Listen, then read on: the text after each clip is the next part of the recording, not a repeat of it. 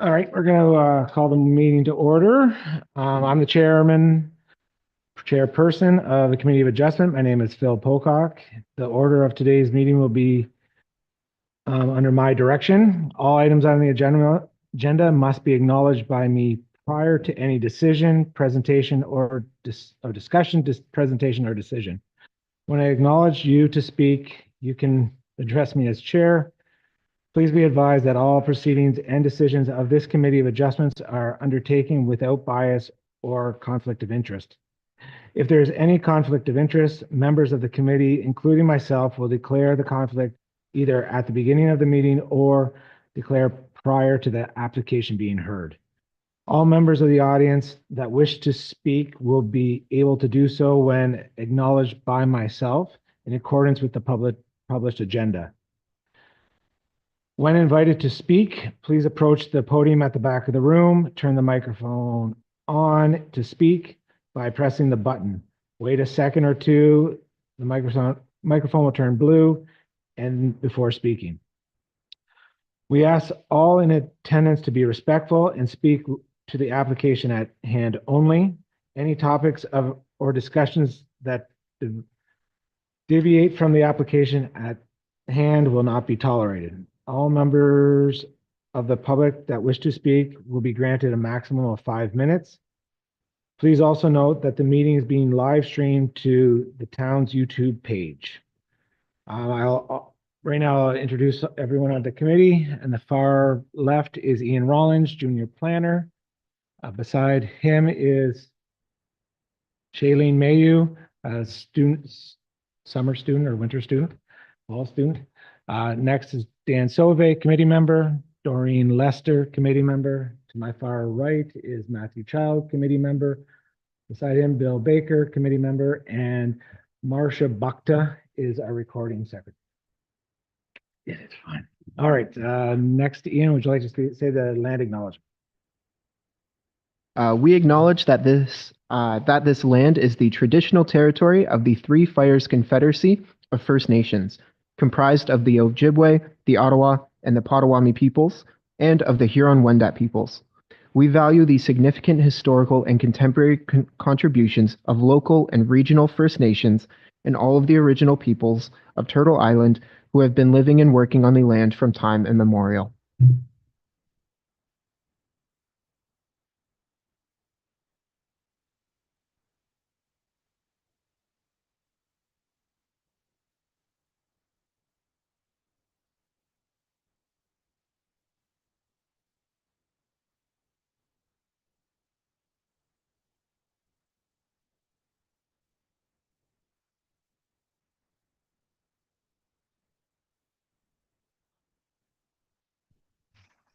I have that turned on.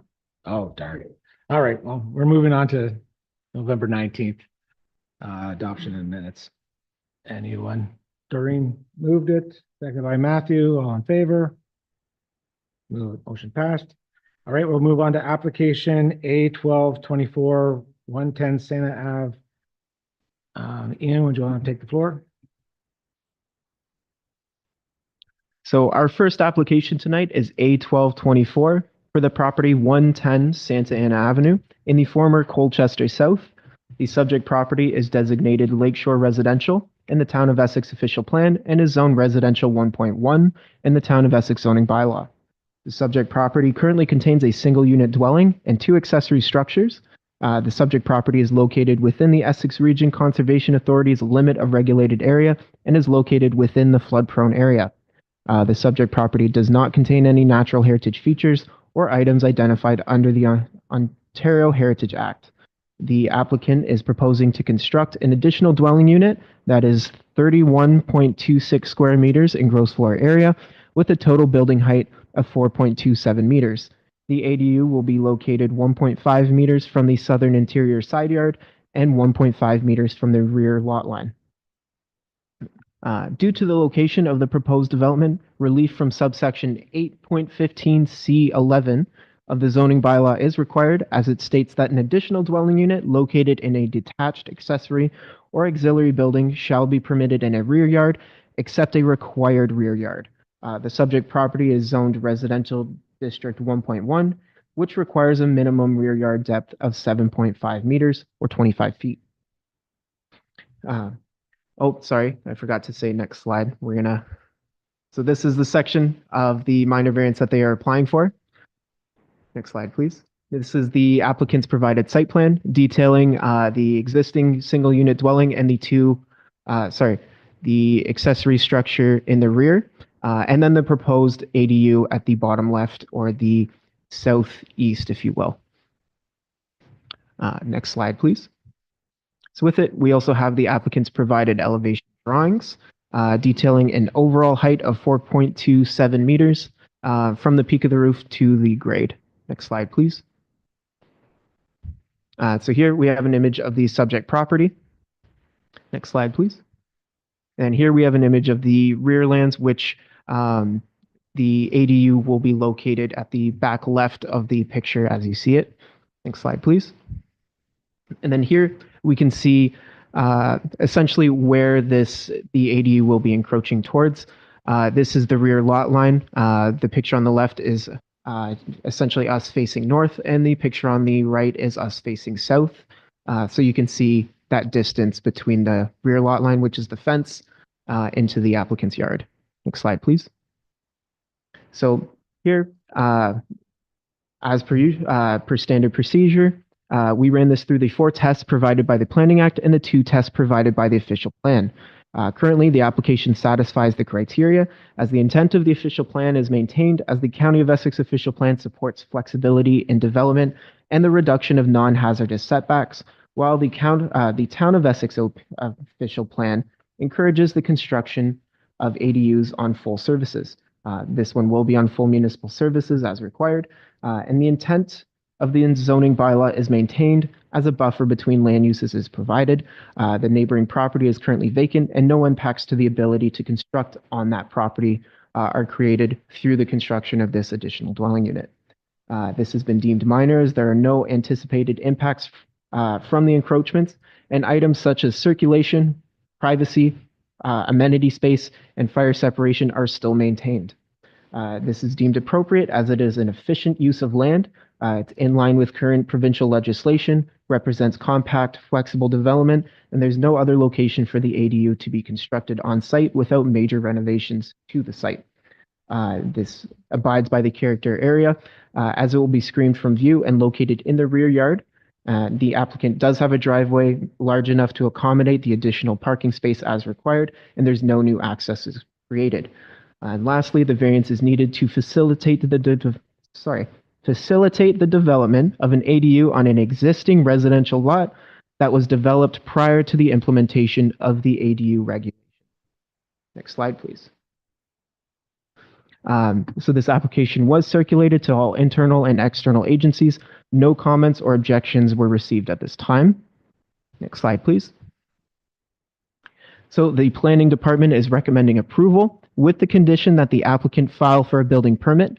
This will be a standard condition that will be added to most minor variance applications that we see. However, it serves as a reminder to both the applicant and to staff that a building permit is required for the respective development. This condition does not pose a time limit on the respective application. Next slide, please. And from here, I'd like to remind the committee of the decisions they can make tonight. The committee can approve with or without conditions. They can defer the application for more information, or they can deny the application while stating their reasoning. Thank you. Mr. Tuffin, do you have anything to add to the presentation?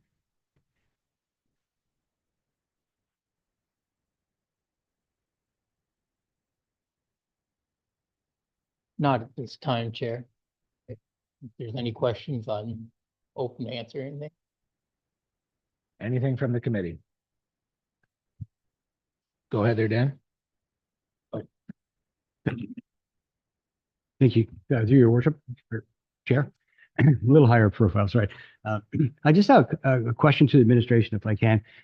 Given that this will now incorporate 30.5% of the total coverage with this, and out of the 45% coverage, what are the conditions, or what are the requirements that should they be adding additional structures like sheds or units or thing that, what's the procedure they have to go through?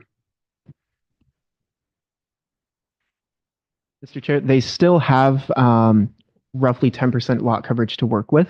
If they wanted to add an addition to the house, an addition to the accessory structure, they would still have to abide by the zoning bylaw in all shapes and forms. So if they wanted to do an addition and they exceed the lot coverage amount, they would essentially have to come back for a minor variance, or it follow that way. They still have to abide by the zoning bylaw for lot coverage, essentially.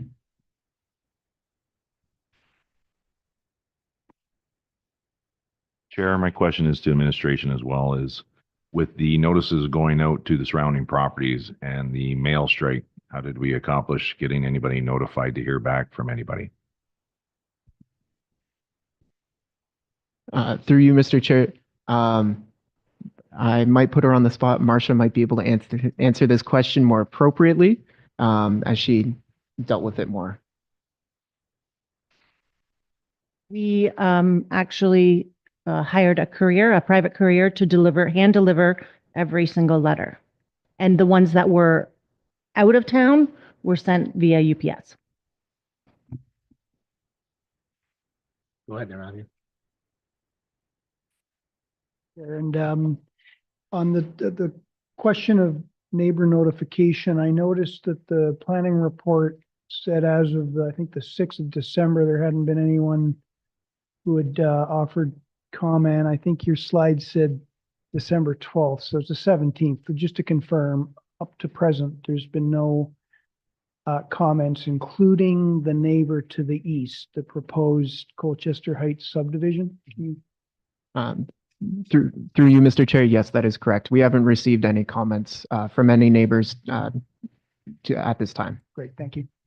Can I just offer, I just want to make sure that I'm clear on this. So as a committee, we don't deal with precedents. So if the committee supports the application tonight for relief to 5 feet from the property line, that doesn't mean that we'll be bound to do that in a subsequent application. Every application is unique. And I just want to make sure that my understanding is correct. Thank you. Anything else from the committee? No? Do I have a motion on the table? Doreen, go ahead. Chair, through you, motion to approve. I don't believe there were any noted. Were there? There's one condition. Okay. Motion to approve with conditions as noted. Okay, Thank you. and seconder? Second by Dan. All in favor? All opposed? Motion carried. Congratulations.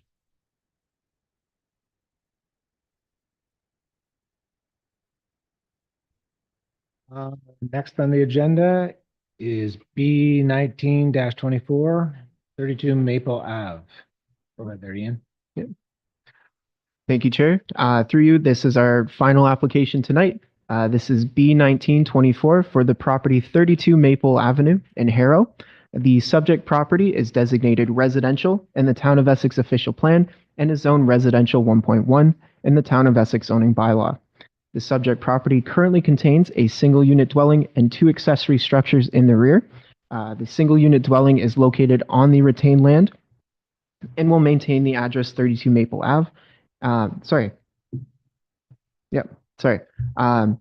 the accessory structures will be transferred to Zero King Rear Alley as they are located on the severed lands. The subject property is not located within the Essex Region Conservation Authority's limit of regulated area and does not contain any natural heritage features or items identified under the Ontario Heritage Act. The applicant is requesting to sever a 942 square meter parcel from the existing 2,174 square meter residential lot for the purpose of a lot addition. The severed lands will be consolidated with the adjacent property, Zero King Rear Alley, and the retained parcel, which would be 32 Maple Avenue, will have a lot area of 1,232 square meters. The reasoning for the lot addition is to allow the construction of a residential dwelling on the property Zero King Rear Alley, which will acquire a formal address upon filing a building permit. The receiving lands, Zero King Rear Alley, abuts the subject property to the rear or to the north, if you will, and currently contains an accessory structure. This property is designated central commercial and is zoned commercial district 2.2. Next slide, please. Here we have the applicant's site plan detailing the existing structures, setbacks, services, and the proposed severance. Next slide, please. And here we can see the difference in zoning for each property. As mentioned, the receiving lands, which is 0 King Rear Alley, located in the red, is designated central commercial by the official plan and is zoned commercial district 2.2 under the zoning bylaw.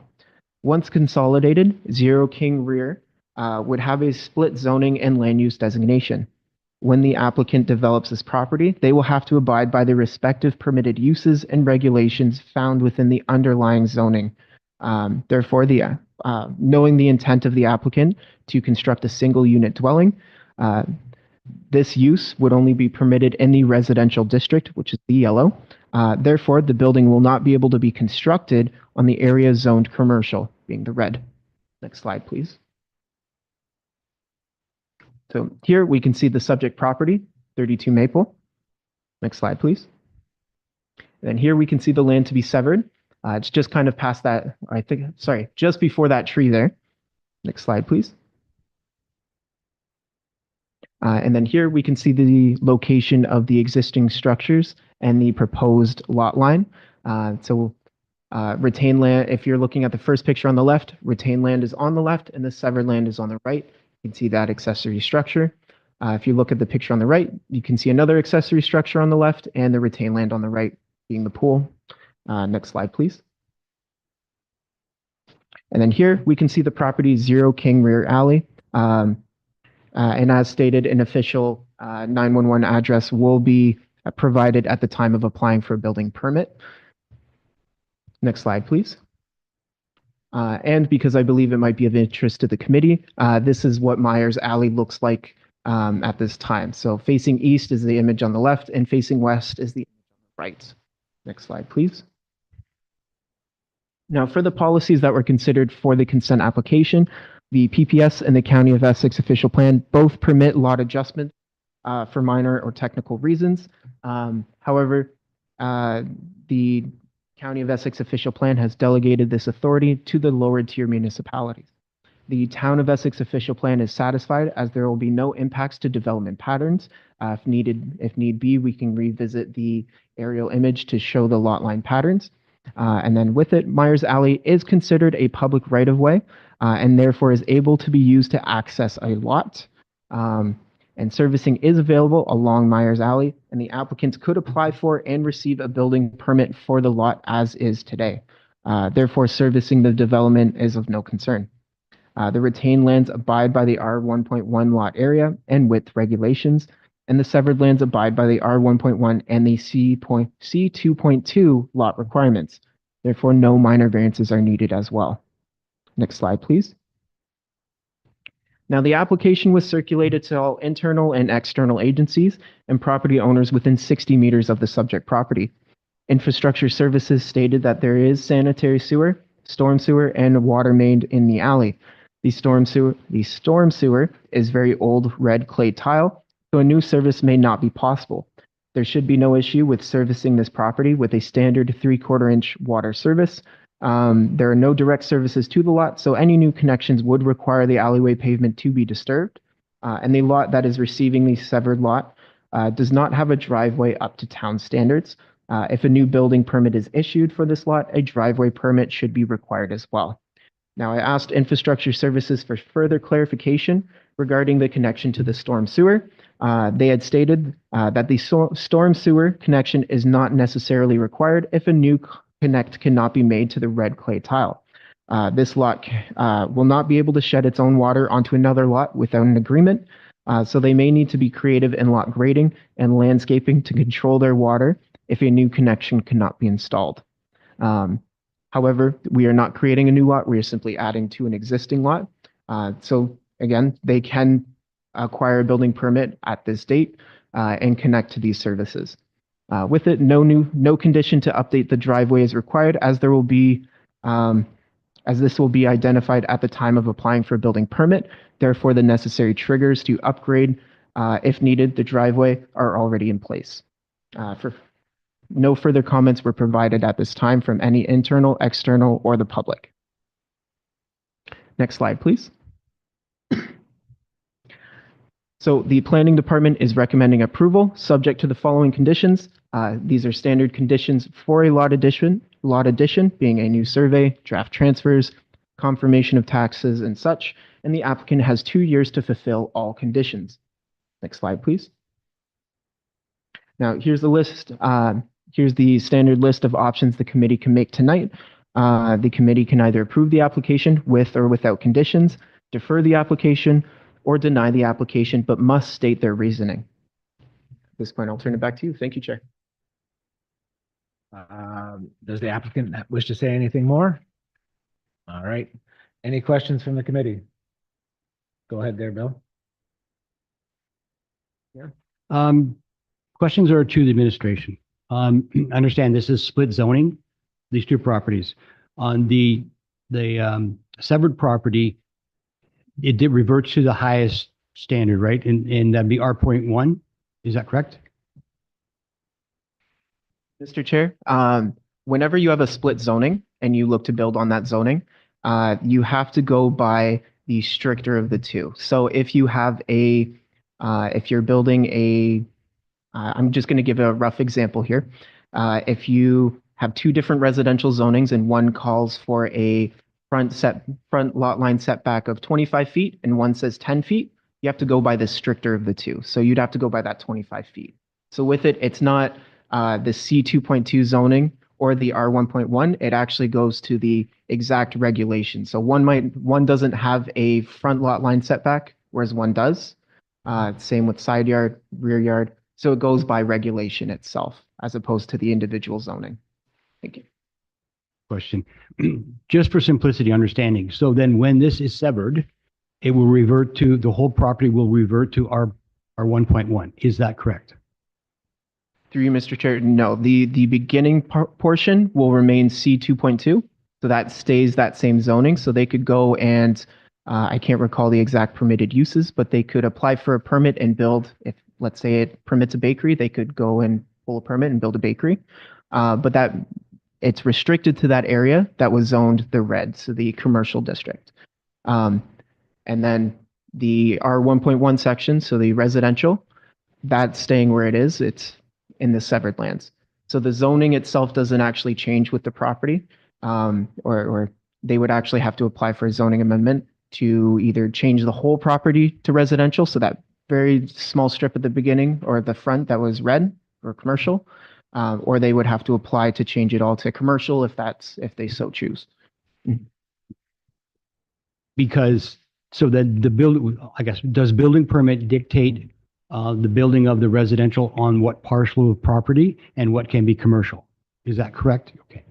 So quite frankly, they can go forward now when they get a building permit to build a residential, and then they can have a commercial operation on the front portion that is butting the alleyway, correct?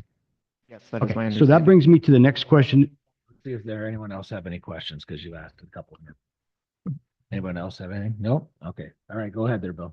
Because that, it just segues into the about the road condition. So in your statements, you talk about the road is in reasonably adequate condition. Should we build now a residential property, and then in butting on that in the front, we have a commercial property, does this road permit that traffic level if it's a commercial? Mr. Chair, with it, this was circulated to infrastructure and our roads department. If they had a concern for it being a residential use, they would have identified and sent us a comment about that. With it, the application or the lot addition itself shouldn't be restricted for the potential for that property to be commercial. If that is the worry for it, that would be handled through site plan control, where they would need things like a traffic impact study to determine if the road could actually support a business. But for residential itself, it's much lower requirement, so I have no concern at this time. Who else have a question? Go ahead there, Matthew. through you to administration, on the matter of split zoning, are there any issues? So the residentially zoned parcel will essentially be, landlocked, if you will, by surrounding residentially zoned properties, and then to the north, the commercially zoned property. Are there any issues with accessing that residentially zoned property over the commercially zoned property? You can put a driveway there, no big deal, no easement, whatever. Mr. Chair, no issues in, this isn't essentially landlocked, as if they were two separate parcels. These are just two different zones. They can still access it. They can have that driveway, essentially. Thank you. Second of two questions is, and you address this very directly, Ian, in your remarks, but the planning report notes that the storm sewer is very old red clay tile, so a new service may not be possible. So, to summarize my understanding, best case is there might be a tie-in with the existing storm sewer that might work out. It might not. It's unknown. It's perhaps unlikely. Worst case is that site grading deals with stormwater. Is that the essence of where we're at? And if it's the latter, then did that give infrastructure services any heartburn at all? Because it can rain pretty intensely in Harrow now and again, and so forth. Sure. That is handled at the building permit phase where they apply for their, they would have to include things like a lot grading plan, and they would have to detail how they're going to handle their stormwater runoff. So it would be at that time where they identify if they're able to do so appropriately. If they can't tie in, then that might pose a problem or require other solutions. But with it, infrastructure didn't note any issues with it moving forward at this time. We still have that trigger mechanism at the building permit phase, with it just kind of being a technicality at that time. So, thank you. Anyone else have any? Go ahead there, Dan. Mr. Chair. Ian, would you be able to pull back up that slide there showing the proposed use for that severance?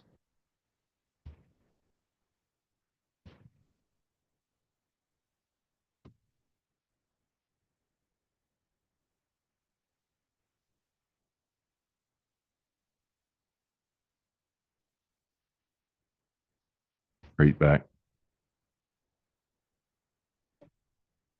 Next one. Nope, next one. Right there. So on that proposal, I'm sorry, I see some sketches there, but what is the proposed size or whatnot of a building and its use? It's going to be residential, then there's already an existing front building that would be still usable for commercial. What would be the size or the proposed building would be go on that or allowed to go on that? So through you, Mr. Chair, this might be a better question for the applicant. With it, we didn't look at the exact what it is they're looking to propose or construct on the property itself. With it, they would have to abide by the R1.1 and the C2.2 zoning regulations where they apply. So in this case, the structure there, it's 25 feet from the front yard or front lot line. So to buy and 4 feet from, at a minimum, 4 feet from either side lot line, and 25 feet from the rear lot line. So it fits in terms of setback. And then from their lot coverage, I don't know the exact lot coverage, but they would have to abide by the 40% lot coverage for the R1.1 at this time. But with it, we did not look at the development itself. So the residential development itself, should it need, it could come back for a minor variance should it need one. Yeah. All right. Any other thing? Not seeing anything. Looking for a motion. Motion from Matthew, seconded by Bill. All in favor? Any opposed? Nope. Votes approved. Good. Thank you. Thank you.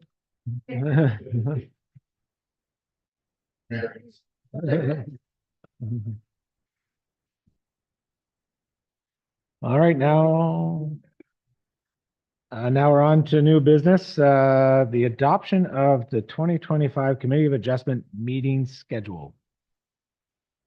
Everyone moved by Bill, seconded by Doreen. Good. And now it's the election of the chair, and that will be passed over to.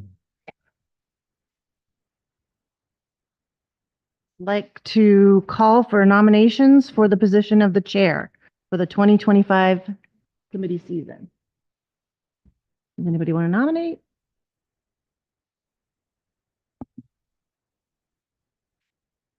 Wilcox for chair. Seconder for that?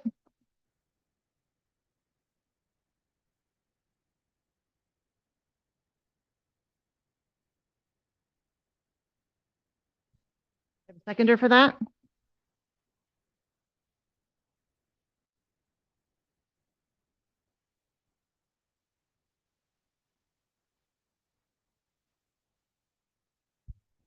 Any other nomination first?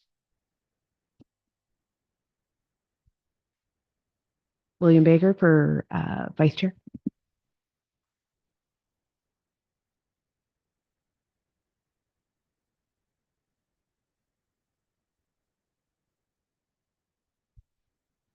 Other nominations for the chair position? Seeing none? Okay, Phil, do you stand?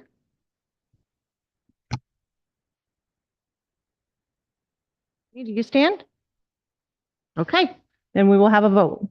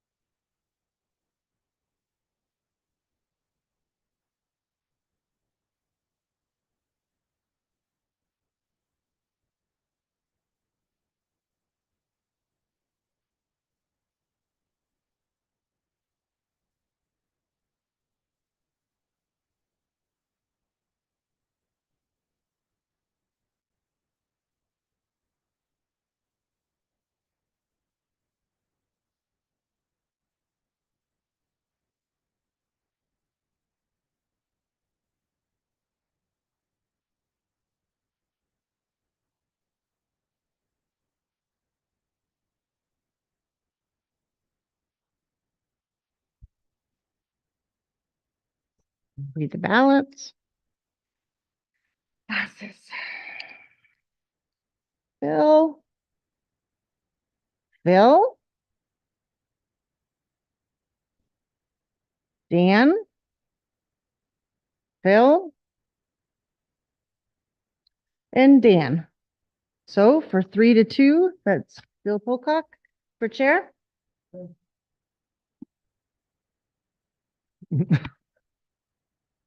Phil, you are chair for the 2025 season.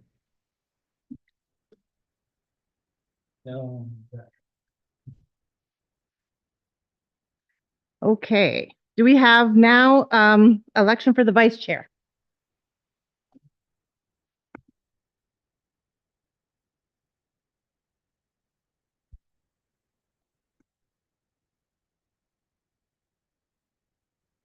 Nations? Seeing none? Okay, you have a claim. Congratulations, Danny, you are the vice chair.